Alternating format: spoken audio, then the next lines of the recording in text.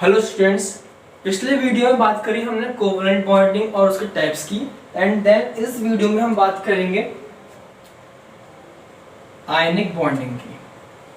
Okay, इस video में बात करेंगे आयनिक बॉन्डिंग की।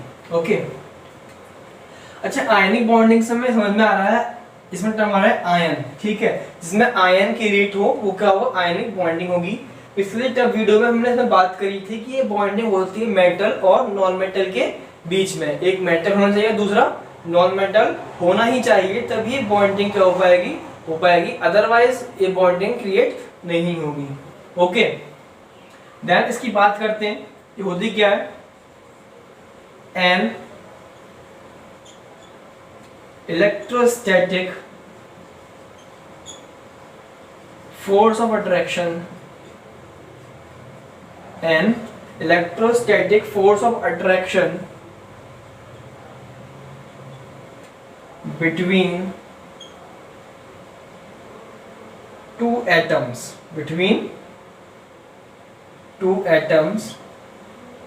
such that one atom donates all electrons,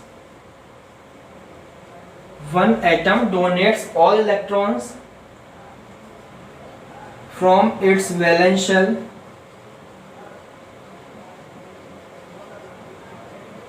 and another atom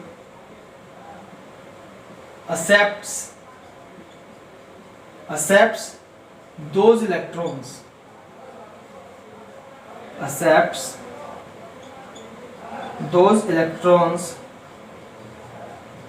resulting in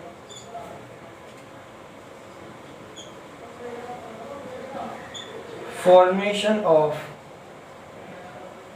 cations and anions. Okay, resulting cations and anions बोल सकते हैं, is called ionic bonding और electrostatic bonding. Okay, इसमें हमने पढ़ा इलेक्ट्रोस्टैटिक फोर्स ऑफ अट्रैक्शन दो atoms के बीच में, जिसमें क्या होगा, एक एटम अपने सारे इलेक्ट्रॉन डोनेट कर देगा और दूसरा एटम जो होगा उन्हीं इलेक्ट्रॉन्स को एक्सेप्ट कर लेगा। जो डोनेट करेगा इलेक्ट्रॉन को वो बन जाएगा कैटायन, और जो एक्सेप्ट करेगा इलेक्ट्रॉन्स को वो बन जाएगा एनायन। इसी को बोलते हैं आयनिक बॉन्डिंग और इलेक्ट्रोस्टैटिक बॉन्डिंग, इसी को बोला जाता है। ठीक है, वो फोर्स ऑफ अट्रैक्शन जिसमें एक इलेक्ट्रॉन, अट्रैक्शन कब लगेगा, जब एक एटम जो होगा इलेक्ट्रॉन डोनेट कर देगा और दूसरा एक्सेप्ट कर लेगा। तो डोनेट करेगा प्लस चार्ज, जो एक्सेप्ट करेगा वो नेगेटिव चार्ज, और प्लस और माइनस के बीच में क्या लगेगा, फोर्स ऑफ अट्रैक्शन लगेगा, इलेक्ट्रोस्टैटिक फोर्स ऑफ अट्रैक्शन लगेगा। उसी से क्या बन जाएगा आपका आयनिक बॉन्डिंग, उसी में क्या हो जाएगी, बन जाएगी। ठीक है, फॉर एग्जाम्पल की बात करते हैं, इसमें हम एग्जाम्पल लेते हैं, इसमें हम आपका NaCl का। ठीक है, 11Na होता है 2,8,1 एंड 17Cl होता है 2,8,7। Na की बात करिए आउटर मोस्ट शेल में 1 इलेक्ट्रॉन। ठीक है, Cl की बात करिए आउटर मोस्ट शेल में 7 इलेक्ट्रॉन्स। ये इलेक्ट्रॉन क्या हो जाएगा, इधर कंप्लीटली ट्रांसफर हो जाएगा, जिसकी वजह से Na पे प्लस चार्ज आ जाएगा और Cl पे आ जाएगा नेगेटिव चार्ज।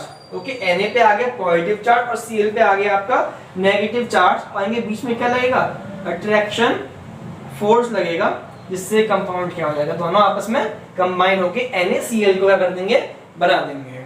ठीक है, ये एग्जांपल हुआ आपका NaCl का। आगे एग्जांपल लेते हैं, इतना क्लियर होगा। आगे एक और एग्जांपल लेते हैं इसी का। एग्जाम्पल में बात करते हैं हम MgCl2 की। MgCl2 12Mg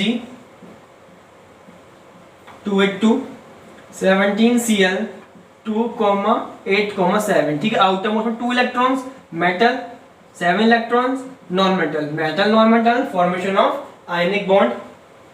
okay, then Mg outer most shell में 2 electrons, Cl outer most shell में 7 electrons, Cl outer most shell में 7 electrons, then this electron Mg transfer to Cl और ये वाला इलेक्ट्रॉन इधर ट्रांसफर कर देगा, जिसकी वजह से मैग्नीशियम पे 2 पॉजिटिव चार्ज हैं, अभी 2 इलेक्ट्रॉन लूज हुए हैं, और Cl पे 1 नेगेटिव चार्ज, Cl पे 1 नेगेटिव चार्ज, इसकी वजह से क्या इनमें फोर्स ऑफ अट्रैक्शन लगेगा और MgCl2 यहाँ पे क्रिएट हो जाएगा। इनमें क्या लगेगा, फोर्स ऑफ अट्रैक्शन लगेगा, जिसकी वजह से MgCl2 क्या हो जाएगा यहाँ पे क्रिएट हो जाएगा।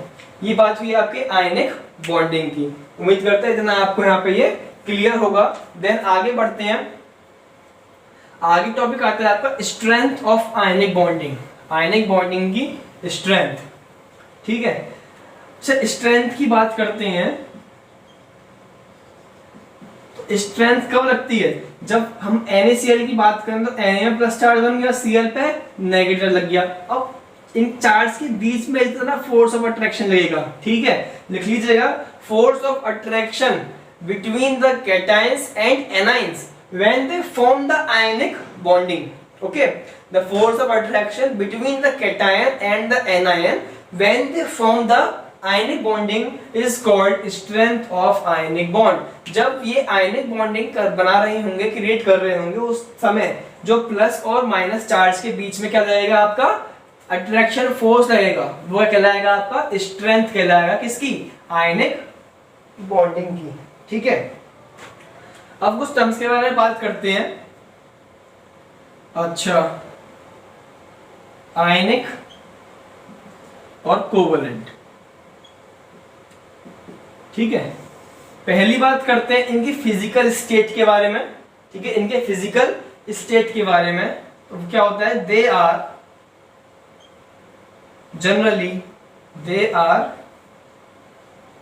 Generally liquids,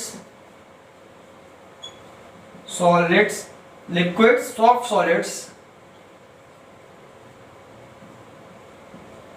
and gases. Same term covalent में आएगा, they are generally gases, soft solids and liquids. Okay, then second point बात करते हैं मेल्टिंग एंड बॉइलिंग पॉइंट की। they are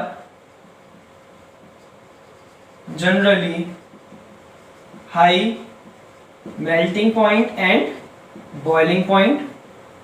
अब यहां पे बात करते हैं second point, they have low melting point and boiling point. Okay, third point के बारे में बात करते हैं, they are insoluble in organic solvents. ये organic solvents में insoluble होते हैं, but soluble in inorganic solvents. ठीक है, आपको याद रखना है, ऑर्गेनिक सॉल्वेंट्स में इनसॉल्युबल, बट इनऑर्गेनिक में क्या होता है, ये सॉल्युबल होते हैं। देन थर्ड पॉइंट की बात यहाँ पे करते हैं। ओके, इन्हें डिफाइन करते हैं पोलर और नॉन पोलर में। ठीक है, अगर बात करते हैं पोलर कोवलेंट कंपाउंड्स की, तो ये होता है आपके सॉल्युबल, क्या होता है, सॉल्युबल इन ऑर्गेनिक सॉल्वेंट्स। लेकिन अगर बात करें हम नॉन पोलर की, नॉन पोलर कोवलेंट कंपाउंड बात करते हैं, तो ये क्या होते हैं, इनसॉल्युबल होते हैं। क्या होते हैं, इनसॉल्युबल होते हैं। सेम टर्म आती है इसकी अगर बात करें हम इलेक्ट्रिसिटी कंडक्ट करने के। ठीक है, पोलर कंपाउंड जो होते हैं, पोलर कोवलेंट कंपाउंड, वो इलेक्ट्रिसिटी को कंडक्ट कर देते हैं, बट जो हमारे नॉन पोलर कंपाउंड होते हैं, नॉन पोलर कोवलेंट कंपाउंड, वो इलेक्ट्रिसिटी को कंडक्ट नहीं करते। नॉट इलेक्ट्रिसिटी कंडक्ट, या बोल सकते हैं नॉट कंडक्ट इलेक्ट्रिसिटी। ठीक है, आप राइट कर लीजिएगा नॉट कंडक्ट इलेक्ट्रिसिटी। एंड बात करते हैं आयनिक की, दे कंडक्ट इलेक्ट्रिसिटी। ठीक है, वो इलेक्ट्रिसिटी को कंडक्ट करते हैं। ठीक है, ये बात रहा आपका difference between ionic and covalent compounds in terms of melting point, boiling point, state and आपका solubility and conduction of electricity. Okay,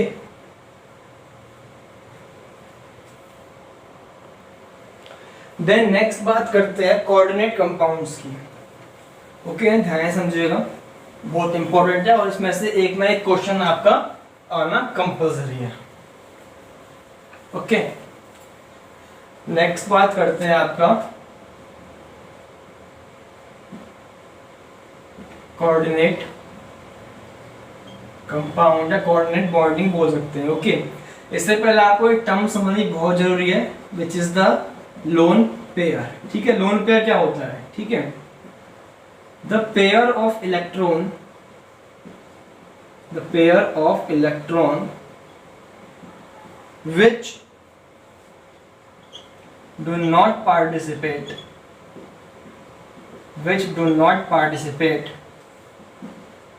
in the chemical reaction, वो क्या होगा आपका लोन पेयर कहलाएगा। ठीक है, वो पेयर ऑफ इलेक्ट्रॉन जो किसी भी रिएक्शन में पार्टिसिपेट नहीं करता। फॉर एग्जाम्पल, मैंने आपसे कहा आप स्ट्रक्चर बनाइए H2O का। ठीक है, आपने स्ट्रक्चर बनाया, चलो NH3 का बनाते हैं, NH7 2,5 hydrogen 1 1 5 electrons, non metal, hydrogen, covalent bonding होगी, कोई चार्ज नहीं है कोई। ठीक है, अब कोवेलेंट बॉन्डिंग होगी तो उसमें nitrogen outermost 5 electrons 1 2 3 4 5, then hydrogen 3 1 2 3 this hydrogen, this electron.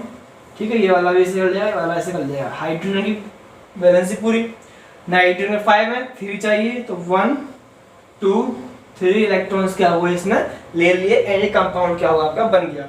लेकिन अब इसमें एक बात देखिए, ये एक इलेक्ट्रॉन का पेयर है, इलेक्ट्रॉन का पेयर है, इसने कोई भी इसमें रिएक्शन में पार्टिसिपेट नहीं लिया। ठीक है, ऐसे इलेक्ट्रॉन जो रिएक्शन में पार्टिसिपेट नहीं लेते उन्हें कहा जाता है लोन पेयर। क्या कहा जाता है? लोन पेयर कहा जाता है। अगर आपसे पूछा जाए तो आप डेफिनेशन लिख के ऐसे एग्जांपल दे सकते हैं। ठीक है, ये क्या होता है आपका लोन पेयर। और जो पार्टिसिपेट करता है उसे कहा जाता है बॉन्ड पेयर। क्या कहा जाता है? Bond pair. जो ना करे वो लोन पेयर, और जो पार्टिसिपेट करे उसे कहेंगे हम क्या? Bond pair. ठीक है, इतनी बात आप में क्लियर होगी। देन अब कोऑर्डिनेट की बात करते हैं। ठीक है, तो इसमें क्या होता है? A bond form between, a bond, ध्यान समझना इसे, a bond form between, a bond form between an ion, ठीक है, an ion and the atom of a polar covalent वो बॉन्ड जो फॉर्म होता है एक आयन के और एक एटम के बीच में, और एटम होना चाहिए किसका? पोलर कोवलेंट कंपाउंड का। एटम होना चाहिए किसका? पोलर कोवलेंट कंपाउंड का। और एक कंडीशन और उसमें होना चाहिए, having lone pair of electrons. ठीक है, having lone pair of electrons such that ion accepts the lone pair, ion accepts the lone pair is called coordinate compound. ठीक है, is called coordinate covalent bond बोल सकते हैं इसे, is called covalent coordinate bond. ठीक है, अगर बात करते हैं कोवलेंट कोऑर्डिनेट बॉन्ड की तो वो होता क्या है? ठीक है, वो बॉन्ड जो फॉर्म हो एक आयन और एक एटम के बीच, एक आयन और एक एटम के बीच। और कंडीशन क्या है, वो एटम होना चाहिए किसका, पोलर कोवलेंट कंपाउंड का। किसका, पोलर कोवलेंट कंपाउंड का, जिसमें लोन पेयर का भी होना कंपलसरी है। ठीक है, 3 कंडीशन आती हैं इसमें। बॉन्ड बनेगा आयन और एटम के बीच, ठीक है, एटम होना चाहिए पोलर कोवलेंट कंपाउंड का जिसमें lone pair of electrons present हो जाए। ये 3 कंडीशन होंगी तभी हमारी कोऑर्डिनेट कंपाउंड जो कोऑर्डिनेट कोवलेंट बॉन्ड जो होगा वो क्रिएट होगा। ठीक है, और आपके लिए अच्छी बात यह है कि इसके आपके एग्जाम में 2 ही एग्जाम्पल आते हैं। First one is NH4+ and the second is H3O+। ठीक है, अमोनियम आयन एंड इसका होता है हाइड्रोनियम आयन। ठीक है, अमोनियम आयन और हाइड्रोनियम आयन। ठीक है, अब इन दोनों की बात करते हैं और है बहुत ही ध्यान समझने वाला टॉपिक है। ठीक है, बहुत ध्यान समझेगा इसे। अब इनकी सेपरेटली बात करेंगे। ओके, फर्स्ट ऑफ ऑल बात करते हैं अमोनियम आयन की, NH4+। हम देख रहे हैं नाइट्रोजन है 7 नाइट्रोजन 2,5 एंड हाइड्रोजन है 1 हाइड्रोजन। ओके, इतनी बात क्लियर है। अब देखो करना क्या है हमें, नाइट्रोजन जो कोवलेंट में क्या सेम इसी में करना है। ठीक है, 5 है 1 2 3 4 5, then hydrogen 1 electron, then hydrogen 1 electron, then hydrogen 1 electron. Okay, इसमें एक हाइड्रोजन एक्स्ट्रा है। हमने देखा है इसमें कंपाउंड जो बन रहा है वो बन रहा है NH3 अमोनिया प्लस H+। इसमें एक H क्या हुआ, प्लस हुआ, H+ आयन, और इसमें क्या बना दिया, NH4+ बना दिया। ये रिएक्शन कुछ इस टाइप से है, अमोनिया था, इसमें एक हाइड्रोजन प्लस ऐड हुआ और उसमें NH4+ बना दिया। ठीक है, तो इसका एक हाइड्रोजन प्लस भी यहाँ पे रखा जाएगा, हाइड्रोजन प्लस इसे हटा देते हैं। ठीक है, एक हाइड्रोजन प्लस आयन भी यहाँ पे रखा जाएगा, हाइड्रोजन आयन बोलते हैं इसे। ठीक है, सेम कंडीशन वही होगी, इसने एक इलेक्ट्रॉन लिया, इसने एक इलेक्ट्रॉन लिया, इसने एक इलेक्ट्रॉन लिया। ठीक है, नाइट्रोजन 5 है, चाहिए किसने 8 चाहिए, 5 और 3 कितने हो गए 8। ये बना लिया हमने NH3 का स्ट्रक्चर, समझ गया, अमोनिया का NH3 का स्ट्रक्चर यहाँ पे क्रिएट हो गया। अब यहाँ पे एक्स्ट्रा हुआ क्या है, एक्स्ट्रा ये हुआ है कि हाइड्रोजन प्लस आयन जो है, देखो प्लस चार्ज कब आता है, जैसे हाइड्रोजन है, इसमें से एक इलेक्ट्रॉन निकल गया तो ये क्या बन गया, H+ बन गया। और हम जानते हैं हाइड्रोजन पे एक ही इलेक्ट्रॉन होता है। ठीक है, हाइड्रोजन पे एक ही इलेक्ट्रॉन होता है और वो भी क्या हो गया, निकल गया, उससे यहाँ पे H+ आयन क्रिएट हो गया। अब इसको 2 इलेक्ट्रॉन चाहिए अपनी वैलेंसी पूरी करने के लिए, तो ये 2 इलेक्ट्रॉन इससे ले लेगा। ठीक है, 2 इलेक्ट्रॉन इससे ले लेगा। ठीक है, वो एटम जो इलेक्ट्रॉन्स लेता है उसे बोला जाता है एक्सेप्टर,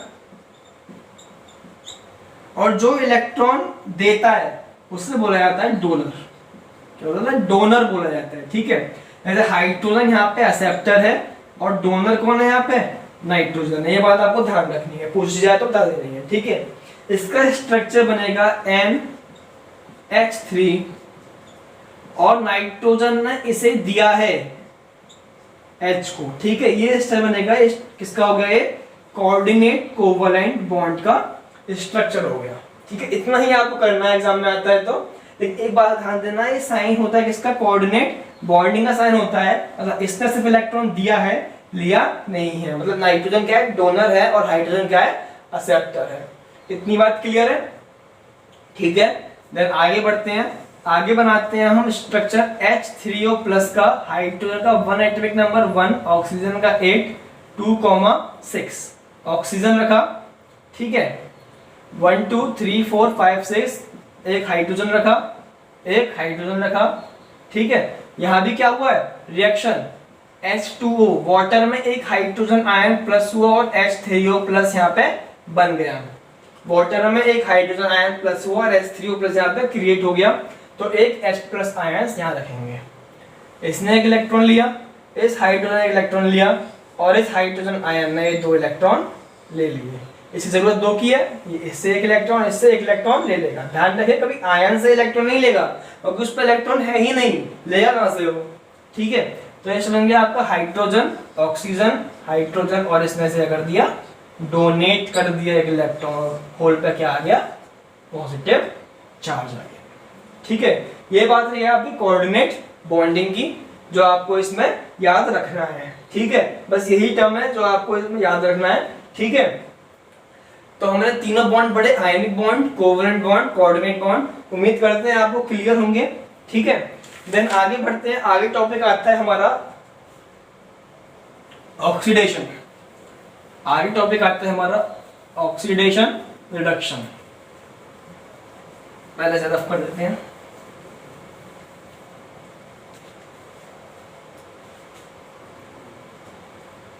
आगे टॉपिक आता है हमारा ऑक्सीडेशन। ठीक है, ऑक्सीडेशन होता क्या है? ठीक है, वो रिएक्शन जिसमें इलेक्ट्रॉन क्या हो, लूज हो, जिसमें इलेक्ट्रॉन लूज हो, वो रिएक्शन जिसमें इलेक्ट्रॉन लूज हो। ठीक है, बात करते हैं when an atom loses electron. When an atom loses electron, या फिर इलेक्ट्रॉन्स बोल सकते हैं। ठीक है, इलेक्ट्रॉन्स बोल सकते हैं। ठीक है, तो क्या होगा आपका ऑक्सीडेशन कहलाएगा। फॉर एग्जांपल सोडियम ने एक इलेक्ट्रॉन लूज कर दिया और Na+ बन गया, तो यहाँ पे सोडियम में क्या हो गया, ऑक्सीडेशन हो गया। सेम बात ध्यान करेंगे रिडक्शन की, रिडक्शन। ठीक है, when an atom gain electron या फिर इलेक्ट्रॉन्स, ठीक है, वो कहलाएगा आपका रिडक्शन। फॉर एग्जांपल क्लोरीन ने एक इलेक्ट्रॉन एक्सेप्ट कर लिया और क्या बन गया, Cl- बन गया, तो क्लोरीन का क्या हो गया, रिडक्शन हो गया। ठीक है, तीसरी टर्म आती है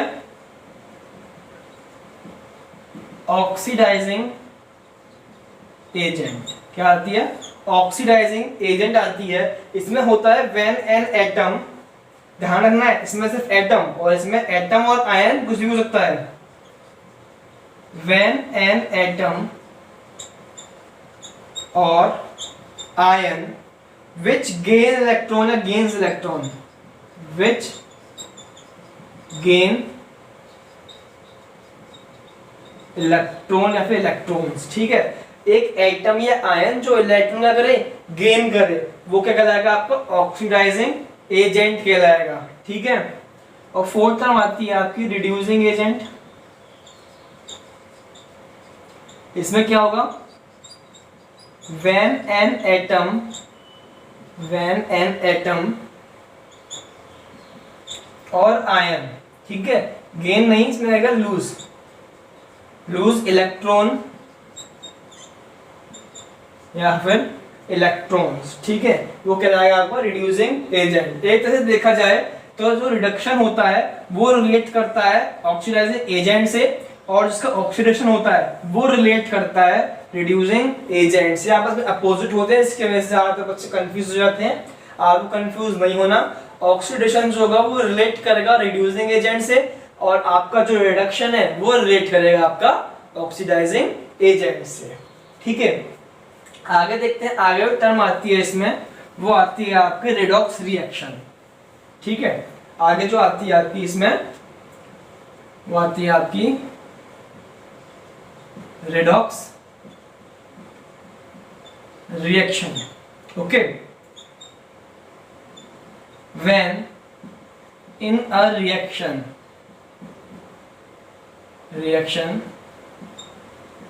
oxidation and reduction takes place simultaneously। ठीक है, वो रिएक्शन जिसमें ऑक्सीडेशन और रिडक्शन एक साथ हो जाए, रिडक्शन और ऑक्सीडेशन एक साथ साइमल्टेनियसली एक साथ हो जाए। ठीक है, RED रेड मतलब रिडक्शन और OX ऑक्स मतलब ऑक्सीडेशन, रेडॉक्स। ठीक है, वो रिएक्शन जिसमें रिडक्शन और ऑक्सीडेशन दोनों क्या हो जाए, साइमल्टेनियसली हो जाए, एक साथ हो जाए, वो कहलाएगी आपकी रिडॉक्स रिएक्शन।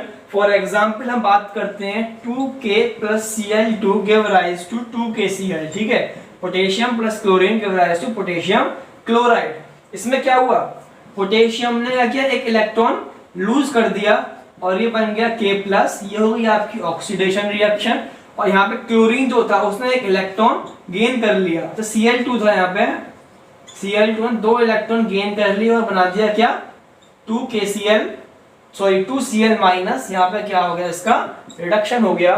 ठीक है, तो वो रिएक्शन जिसमें ऑक्सीडेशन और रिडक्शन दोनों एक साथ हो वो कहलाएगी आपकी रिडॉक्स कहलाएगी। ठीक है, अब हमने पढ़ा ऑक्सीडेशन जिसमें क्या होगा आपका इलेक्ट्रॉन्स लूज होंगे, रिडक्शन इलेक्ट्रॉन्स गेन होंगे, ऑक्सीडाइजिंग एजेंट जिसमें क्या होगा वो एटम और आयन जिसमें क्या हो गेन ऑफ इलेक्ट्रॉन हो, और आपका रिड्यूसिंग एजेंट जिसमें क्या हो वो एटम और आयन जिसमें आपका इलेक्ट्रॉन्स क्या हो लूज हो।